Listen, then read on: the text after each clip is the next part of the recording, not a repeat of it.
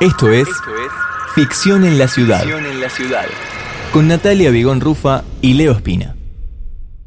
Estamos con un especialista en seguridad, Luis Vicat. Él es abogado, licenciado en seguridad y diplomado en psiquiatría forense. Bueno, queremos entender un poco acerca de este tema de la protesta que realizó Cresta Roja en la autopista Richeri y los enfrentamientos que tuvo con la gendarmería. Sí, esto del piquete ya tenía algunos días de antigüedad y realmente había producido serios perjuicios, sobre todo a la parte de la otra sociedad que no protestaba, que era la que tenía que viajar al aeropuerto.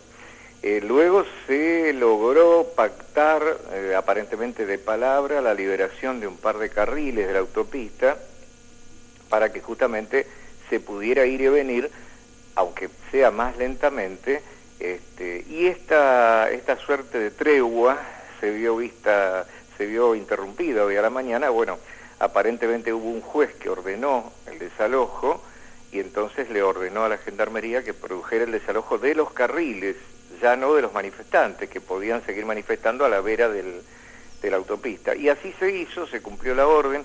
Hubo algunos incidentes, hubo algunos gendarmes heridos y hay que reconocer que hubo un par de trabajadores de la empresa Cresta Roja también con algunas lesiones menores en las manos, producto justamente de los forcejeos con las fuerzas federales, y finalmente se logró la liberación del paso y creo que ahora hay pendiente una reunión para ver cómo se sigue desde el punto de vista de la protesta de los trabajadores de Cresta Roja.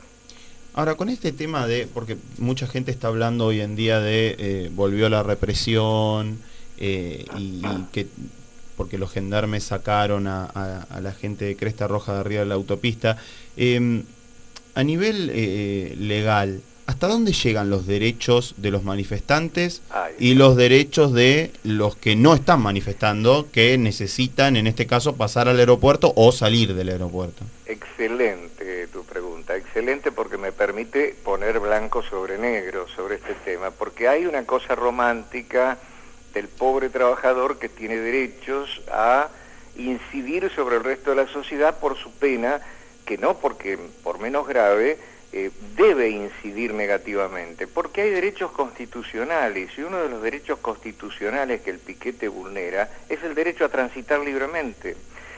Cuando nosotros decidimos vivir en sociedad, ¿qué firmamos? Firmamos un contrato social, un pacto social de convivencia que está reglamentado a través de leyes. Y este pacto social, ¿qué nos dice? Que debemos resignar parte de nuestro libre albedrío. Es decir, si yo voy por la calle y tengo ganas de desnudarme porque hace calor, no lo hago porque estoy conviviendo en una sociedad.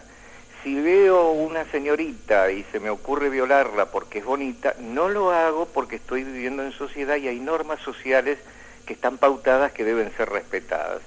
Normas que hacen al buen gusto, al decoro, a la educación y también normas que hacen a delitos penales.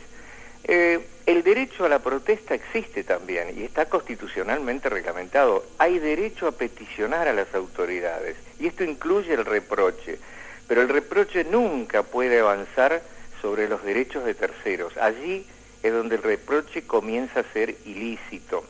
Cuando yo hago perder el presentismo a otra persona, cuando con un corte no permito pasar una ambulancia y el paciente muere antes de ser intervenido, cuando se pudre la carga de un camión y se pierden 10, 20 puestos de trabajo en alguna provincia remota derivado de esa demora.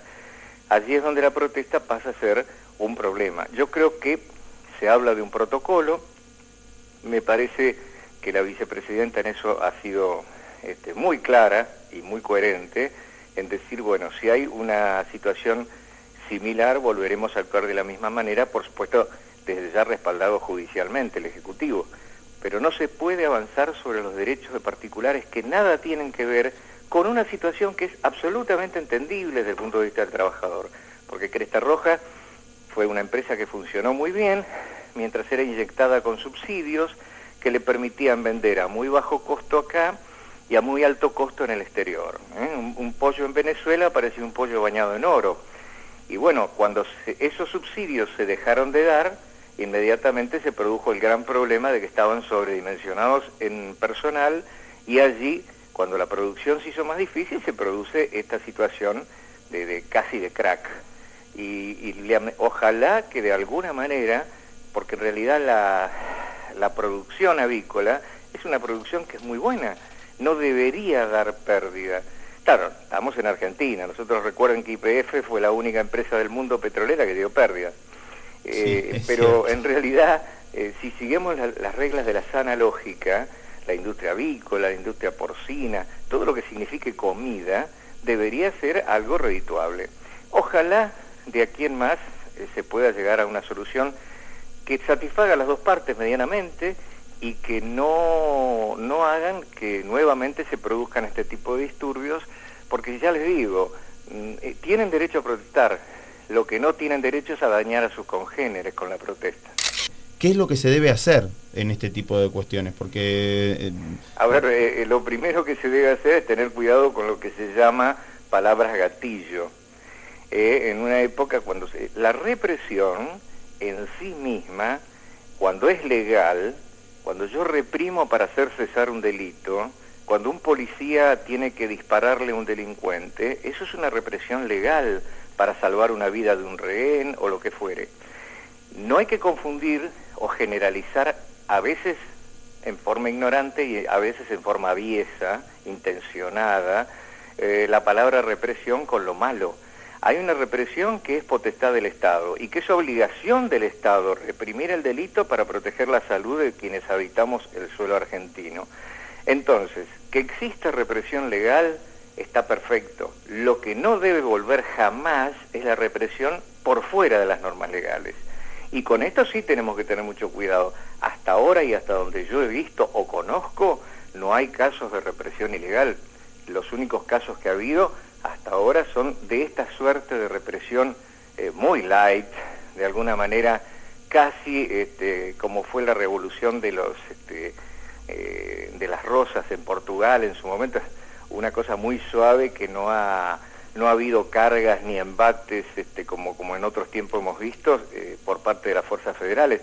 Creo que se ha actuado con mesura, se vio en todas las placas que la Gendarmería actuó con mucha prudencia, con mucha mesura, y era realmente atacada en una forma bastante severa, desde, por supuesto, los subjetivos de la bronca de esta gente que pierde su trabajo y que está allí en una situación casi al borde de lo que es sus sentidos, sus nervios. Pero esto, reitero, tenemos que tener en cuenta que muchas veces lo que nos parece que está bien termina estando mal. Y si me permiten un segundo, les doy otro ejemplo jurídico. Sí, cómo no. Hubo un caso de un señor carnicero que es asaltado en su carnicería, es golpeada su mujer, es golpeado él, y en un momento dado se traba en lucha con el ladrón después de todo esto, cuando ya se retiraba con el botín, le arrebata el arma al ladrón, le dispara y lo mata. ¿Quién terminó preso? El carnicero. ¿Por qué? Porque ya había cesado la situación de peligro, se estaba retirando el ladrón. Él le quita su propia arma y lo mata. Fíjense que desde el punto de vista de lo emocional, uno dice, pero qué injusticia, este hombre ensangrentado, la mujer también, desde el estado de nervios reaccionó así. Pero nosotros tenemos un código de rito, que es el Código Penal, y que establece que justamente cuando el peligro ha pasado, no debemos hacer este tipo de cosas. Ojalá que la gente que protesta también termine entendiendo este concepto, porque si no, muchas veces, en el fervor de la protesta, de repente le van a pegar y van a matar a un gendarme, y luego terminan presos por homicidio por protestar por algo que era justo.